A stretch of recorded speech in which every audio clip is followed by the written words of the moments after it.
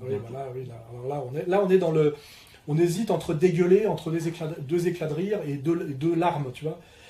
PHL, qui est un sayanim, et qui représente et qui incarne à lui seul toute l'illégitimité insupportable de la domination sur la France, de la fameuse communauté organisée, on va dire, sioniste. Hein, voilà. Dans une situation normale, PHL ne devrait même pas exister. Ça serait un milliardaire écrivain du dimanche de deuxième zone, qui aurait produit à compte d'auteur des œuvres dont tout le monde n'a rien à foutre, et qui correspond à un petit marquis sans talent de l'Ancien Régime, qui monte lui-même ses pièces de théâtre, ses machins, et qui est la risée on va dire, du bourgeois de talent. Hein, voilà. C'est le bourgeois gentilhomme, c'est tout ce que vous voulez, c'est un petit marquis. Voilà. Mais bon, un petit marquis, à part que nous sommes aujourd'hui dans une aristocratie qui a changé, qui est ce que j'appelle une aristocratie sans noblesse, qui au lieu de régner au nom de Dieu et du roi et de la saine morale chrétienne, règne au nom du vol et du mensonge. Voilà, de l'usure et du baratin, comment on dit, du baratin sophistique. Voilà. Et je crois que Bernard Lévy est le stigmate et la preuve de cette domination insupportable et illégitime. Hein, par son omniprésence, son omnipotence, justifiée par rien d'autre que ce que je suis le seul à dire, parce qu'on a beau écrire 7 livres sur lui pour dire que c'est un couillon, que tout le monde a dit que c'était un nul, etc. Il est toujours là, il déclenche des guerres, il s'invite dans les plateaux, etc. Donc on ne peut comprendre sa domination qu'à travers son appartenance à une communauté toute puissante, et par le fait qu'il est un des cadres, à mon avis, de la communauté internationale bien comprise, ce que Jacob Cohen appelle un sayanim. Hein. C'est un des cadres de l'organisation de domination sioniste en France sur la France, c'est clair.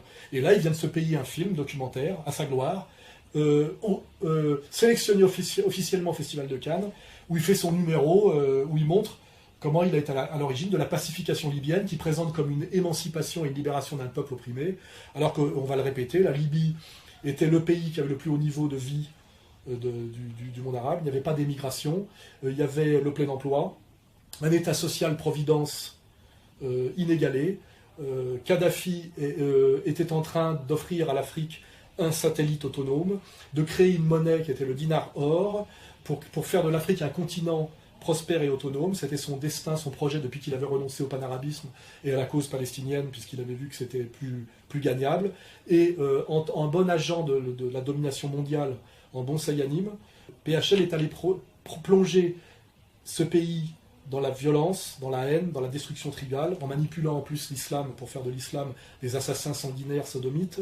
Donc il a fait un travail ignoble, satanique, qui normalement aurait dû lui valoir, si Cannes était quelque chose de respectable, de se faire jeter des cailloux et même de se faire lyncher par la foule, et que son film soit arrêté par les huées et que l'écran soit lacéré, quoi, je veux dire, voilà. Et il est allé se pavaner à Cannes, je ne sais pas comment ça s'est passé, faire un documentaire qui doit être aussi grotesque que le documentaire qu'il avait fait, qui s'appelait Bosnia, qui avait fait dire d'ailleurs à Kusturica, génie du cinéma, que sans doute BHL était la plus grosse nullité qu'il ait jamais rencontrée, etc. Enfin, quand j'ai fait le jour et la nuit, il y avait sûrement des erreurs, mais je suis heureux de l'avoir fait. Et je ne regrettais rien. Pour le jour et la nuit, si. Je regrette une chose, c'est d'avoir été un peu mégalo, je dirais. Voilà, j'ai fait trop grand, trop fort, trop beau, trop tout. L'erreur était probablement là. Après Underground, vous aviez annoncé que vous quittiez le cinéma. Pourquoi avez-vous changé d'avis? J'ai changé d'avis en voyant les dommages que Bernard-Henri Lévy pouvait causer au monde du cinéma. Je me suis dit, tu dois y retourner, tu peux pas laisser faire ça.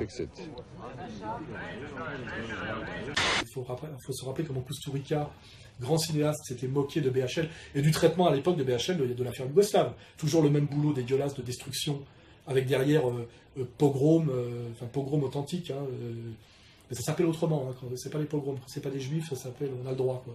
Enfin voilà, derrière c'est des milliers de morts, les Africains se font massacrer, les travailleurs noirs que protégeait Kadhafi, que Kadhafi aidait, se font massacrer par les espèces de cadres d'Al-Qaïda qui ont pris le pouvoir là-bas.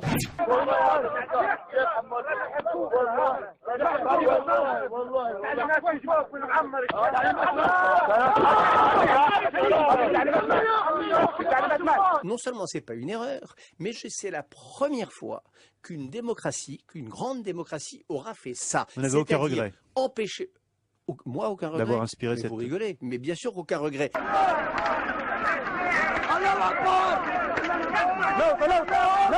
Il y a même eu un moment où j'étais fier d'être français. Je trouve ça beau quand même.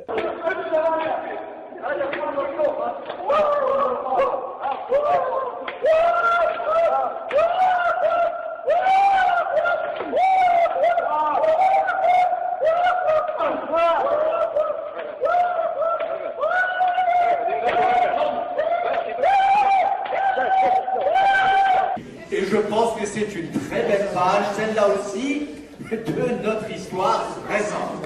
Le pays a été dévasté, les acquis sociaux ont plongé, le droit des femmes a disparu, et ça ne le gêne pas, du moment que c'est bon pour Israël, comme il l'a bien dit à Ruth El-Krieff. Ces printemps arabes, je pense que c'est bon pour Israël. Ça ne le gêne pas. Donc on est bien là dans l'abjection absolue d'un type qui se vante par un film à sa gloire, d'avoir détruit un pays, un peuple, selon des critères d'extrême droite, hein, c'est-à-dire au nom d'un suprémacisme qui a tous les stigmates, voilà, de la haine fasciste. Hein, voilà. C'est clair et net. Voilà. Et j'aimerais bien savoir quand est-ce que cette mascarade BHL s'arrêtera, parce que je pense qu'il y a deux marqueurs en France. Il n'y en a pas 36, il y a l'affaire Dieudonné qui continue, qui est le marqueur de la résistance. Il y a le marqueur BHL qui est le marqueur de la domination insupportablement illégitime, grotesque et jusqu'à la bouffonnerie. Et le troisième marqueur serait sans doute, pour valider ces deux choses-là, le dîner du CRIF. Voilà. C'est la réalité de la société française.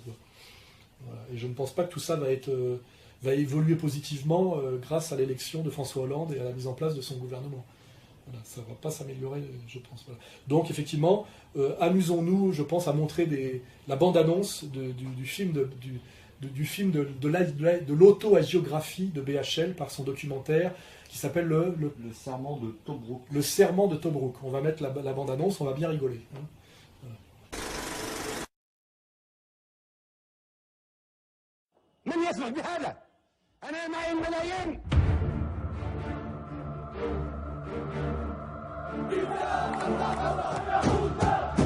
C'est brouiller son système de transmission, mais c'est surtout recevoir ces gens.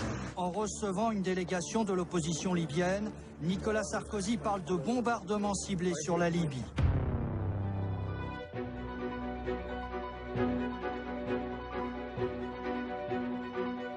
إلى بنغازي يأتي ويذهب إلى مصراتة يجب أن يوقف تحركاته ليس هناك ضغط لا يقول لي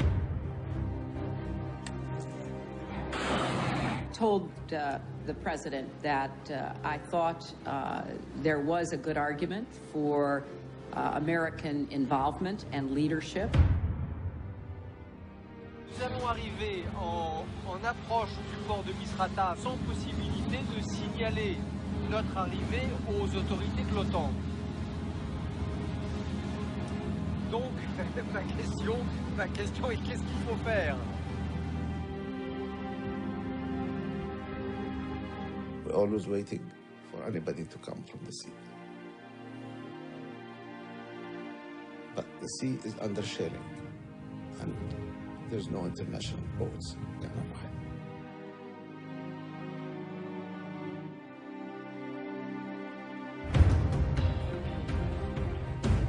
We mustn't let this be another Bosnia, another Rwanda.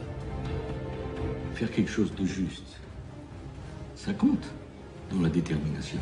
La liberté finit toujours par l'emporter sur la tyrannie.